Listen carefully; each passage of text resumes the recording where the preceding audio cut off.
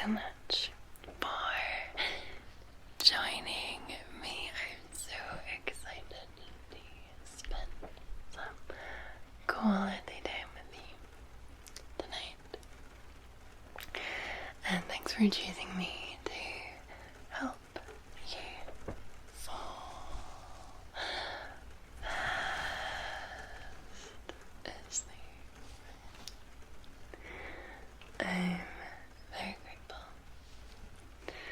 Now, before you close your eyes and get oh so comfortable and snuggly and just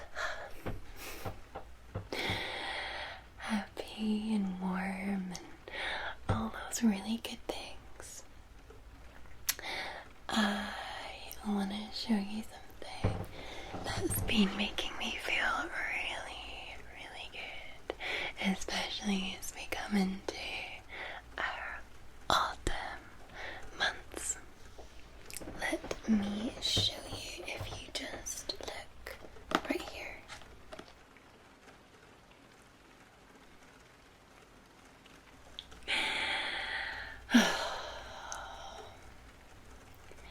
What a day. What a week it seems like you've had. And you must be so tired. You must be feeling exhausted. Perhaps you're feeling unappreciated. Perhaps you've overworked yourself this week. Perhaps you're feeling a little bit fragile, a little bit uncomfortable. Well, we're gonna change that. We're gonna make you feel better. We're gonna give you lots of TLC. Make you feel warm and fuzzy inside. Help you relax. I want you to remember that you are amazing. You're so, so amazing. You're just so kind, so considerate. You're inviting. You make people feel comfortable in your presence. You work so hard. And even though you might feel like you're not valued, let me assure you that you are. And you can do anything you put your mind to. You deserve so much love and happiness. You deserve all the appreciation in the world. And let me tell you, even if you don't feel like you're appreciated by family, friends, work, you name it, let me tell you that you are.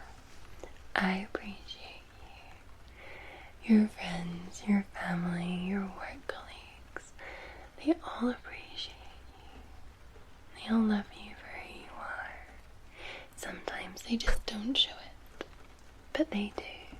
They can see how hard you work and how far you're going to go, how warm and kind your heart is, how interesting you are.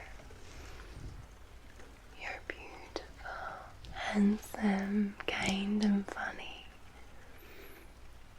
You're caring and considerate, which are the best qualities, the absolute best qualities one could only ask for.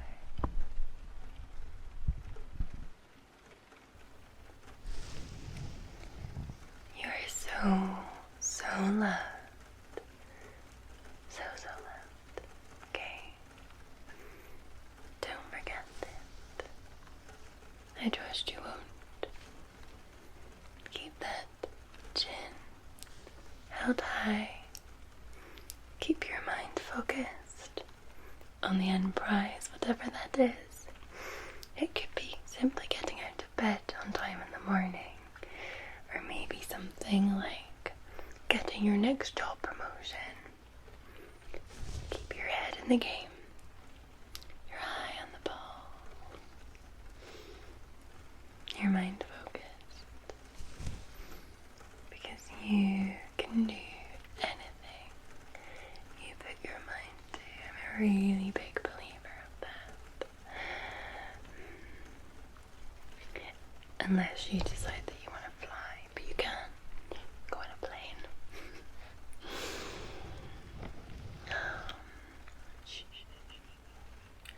Just be calm and relaxed. Everything is going to be okay. It's all going to be okay.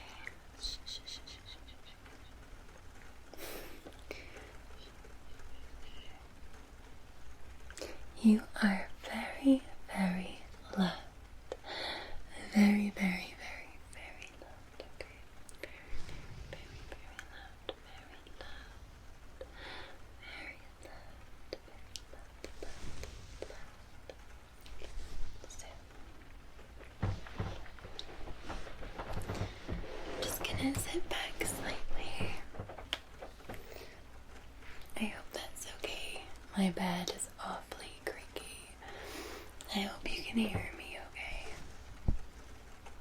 Just take a look outside and you'll see that it's autumn, or autumn is coming.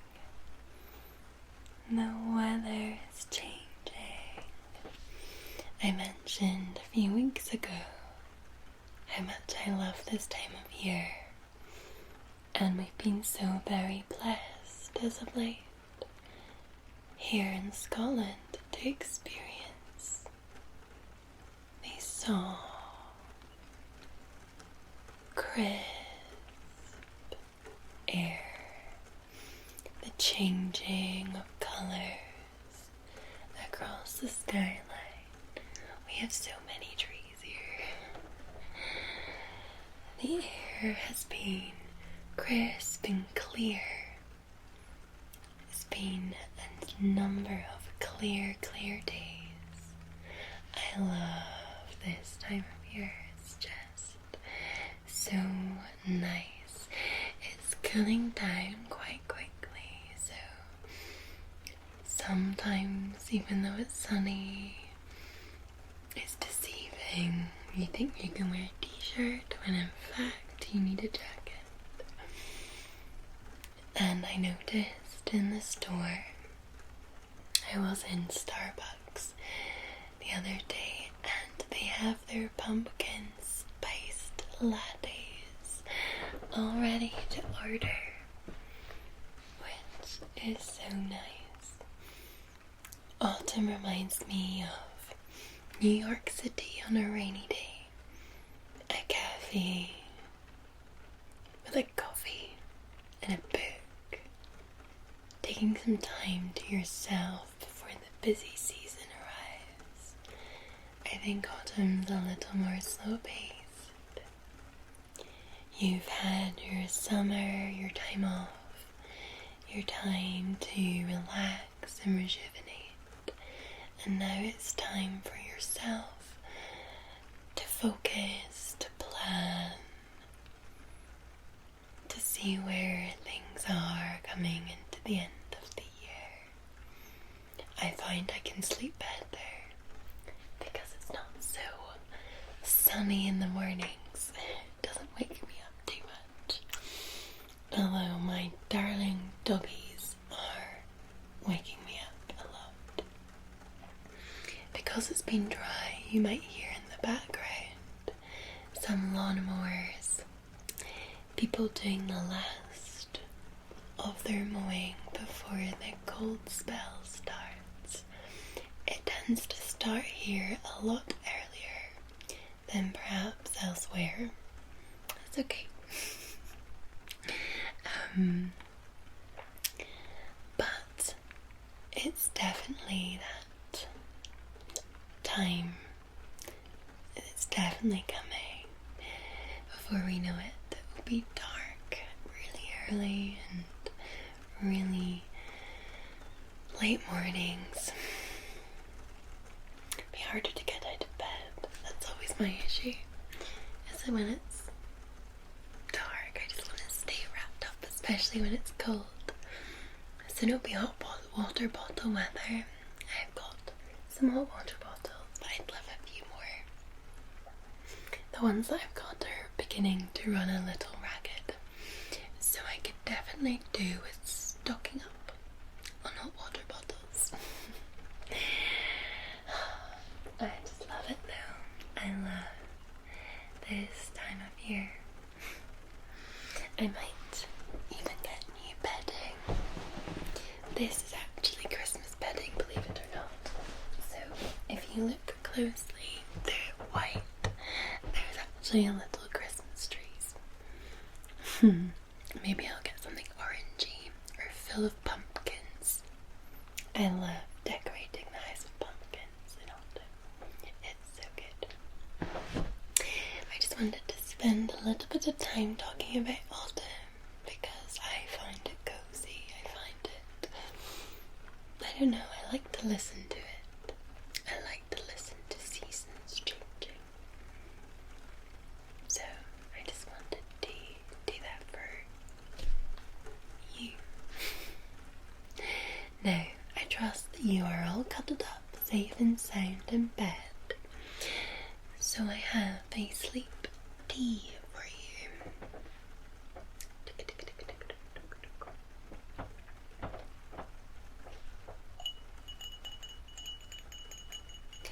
I'm gonna use this glass, and I'm just gonna have a quick check, make sure everything is looking okay. It is indeedy.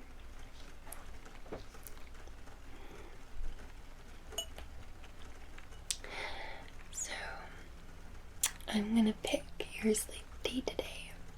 Normally I'll let you choose, but tonight we are going to have Twinings, chamomile and honey. This box says, by appointment to Her Majesty Queen Elizabeth II, which will change now that the Queen has passed away. I don't know if it will automatically change to by appointment to His Majesty King Charles III. I'm not sure, but we will see. So chamomile and honey with all natural ingredients. So chamomile and honey allows you to lie back and get comfortable. Open up a book that you've wanted to read for a while. Savor some quiet time. What does it taste like? Chamomile flowers swaying in the light breeze are a magnet for busy bees in the summer months. With just a touch of gorgeously rich flavor and a hint of vanilla flavor. Rich honey, may I add. This is a truly beautiful blend. So,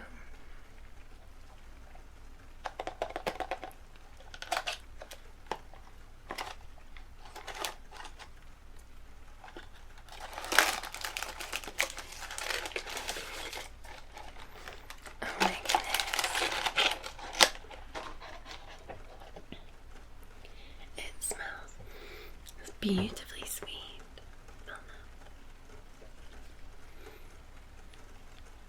So good.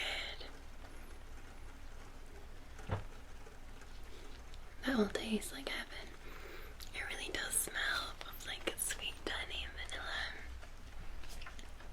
we're gonna pop this like this. And I did boil the kettle, and I have a pot of hot water. I'll come closer to you for this one. Okay.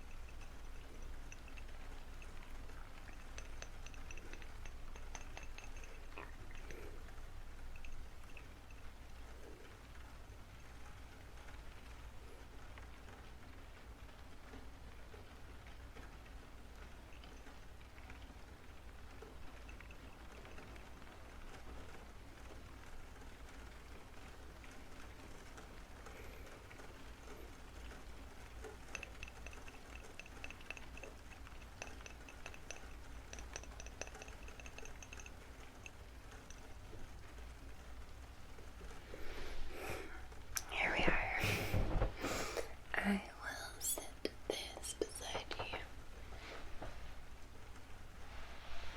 and you can take as many swigs as you would like.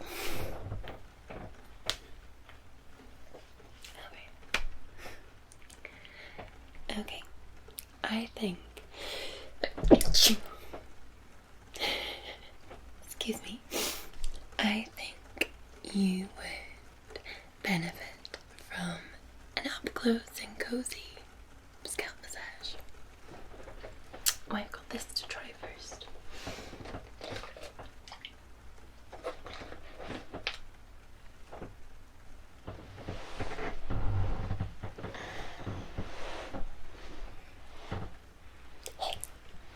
I'm a little bit closer now.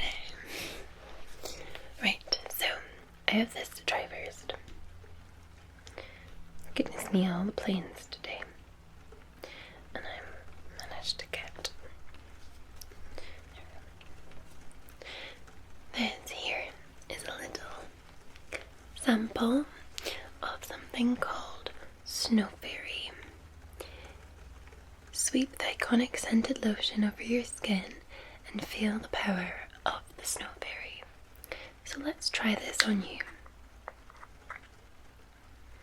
Oh my goodness, look at this. It's the cutest little bottle. It's quite sick actually. Okay. Let's put this on your face. Like that. It's always good to moisturize before bed. And I'll give you a really nice, smooth face and neck.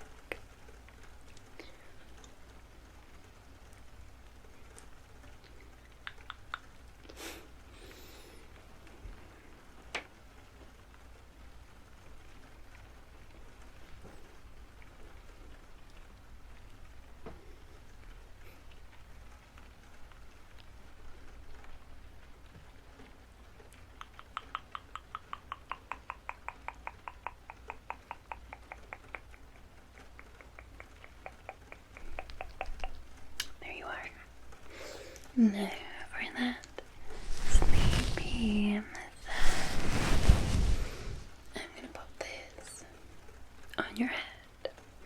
This is the Dream oil I'm sure you're familiar with. We're just gonna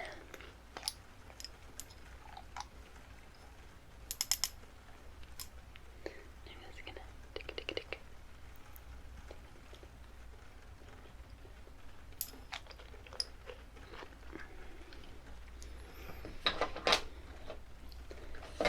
So I can give you a very good scalp massage.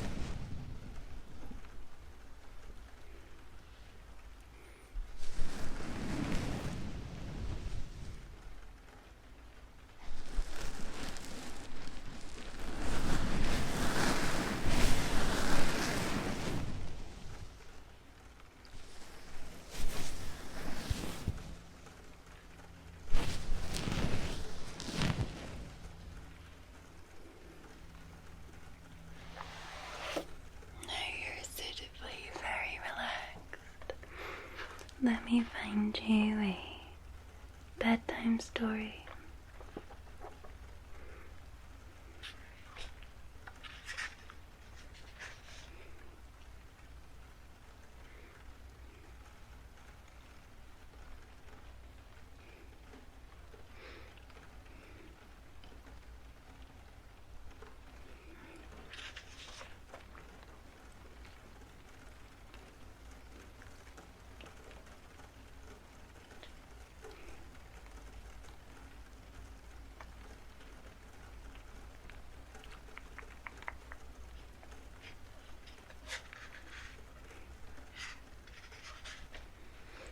Gonna do the 7 ravens, okay? You may have heard this one before. The 7 ravens. There was once a man who had 7 sons, but never a daughter, no matter how much he wished for one. At length his wife had a child, and it was a daughter. The joy was great, but the child was sickly and small and so weak that it had to be baptized at once. The father sent the boys in a hurry to the spring to fetch water for the baptism. The other 6 boys ran along with him, and as each strove to be the first to fill the jug, it fell into the spring. There they stood and did not know what to do. None of them dared to go. Soon he grew afraid lest the children should die without being baptized, and he cried out in anger, "I wish the boys were all turned into ravens." Hardly a word was spoken before he heard a whirring of wings in the air above his head. He looked up and saw 7 coal-black ravens flying high and away. The parents could not recall the curse, and though they grieved the loss of their 7 sons, they comforted themselves somewhat with their dear little daughter, who soon grew strong and every day more beautiful. For a long time she did not know that she had brothers. Her parents were very careful not to mention them before her. One day she had a chance to overhear some people talking that said that a maiden is certainly beautiful, but really to blame for the misfortune of her 7 brothers. She was much troubled and asked her mother and father. The parents did not dare to keep the secret any longer and explained to her what happened at her birth and what had happened to her brothers. But the maiden laid it daily to heart and thought she must deliver her brothers. She had no peace and rest until she set out secretly, went forth into the wide world to seek them out, to set them free, let it cost what it might. She took nothing with her but a little ring belonging to her parents for keepsake, a loaf of bread for hunger, a pitcher of water for thirst, and a chair as a provision against weariness. And now she went continually onward, far, far to the very end of the world. She came to the sun, but it was too hot and cold, and devoured terrible little children. She went to the moon, but it was too cold. It was awful and malicious. And when she saw it, when it saw the child, it said, I smell the flesh of men." On this she ran swiftly away and came to the stars, which were kind and good to her, and each of them sat on its own little chair. But the morning star arose and gave her the drumstick of a chicken and said, "If you have not that drumstick, you cannot open the glass mountain, and in the glass mountain are your 7 brothers." The maiden took the drumstick, wrapped it in a cloth, and went to the glass mountain. The door was shut, so she took out the drumstick. But when she did the cloth, it was empty. She had lost the good star's present. What was she to do? The good little sister took a knife and cut off one of her little fingers, put it in the door, and succeeded in opening it. When she got inside, a little dwarf came to meet her and asked what she was looking for. "I am looking for my brothers, the 7 ravens," she replied. The Lord Ravens are not at home, but if you wish to wait here until they come, step in. Thereupon the little dwarf carried their raven's dinner in on 7 little plates and in 7 little glasses. The little sister ate a morsel from each plate, and from each little glass she took a sip, but in the last glass she dropped the ring which she brought away with her. Suddenly she heard a whirring of wings and a rushing through the air. The little dwarf said, "The Lord Ravens are flying home." Then they came and wanted to eat and drink, and looked for their little plates and glasses, then said one after the other, "Who has eaten something from my plate? Who has drunk out of my glass?" It was a human mouth, and when the 7th came to the bottom of the glass, the ring rolled against his mouth. Then he looked at it, saw that it was belonging to his father and mother, and said, "God grant that our little sister may be here, and then we shall be free." When the maiden who was standing behind the door watching heard that wish, she came forth. The ravens were restored to their human form again. They embraced, kissed each other, and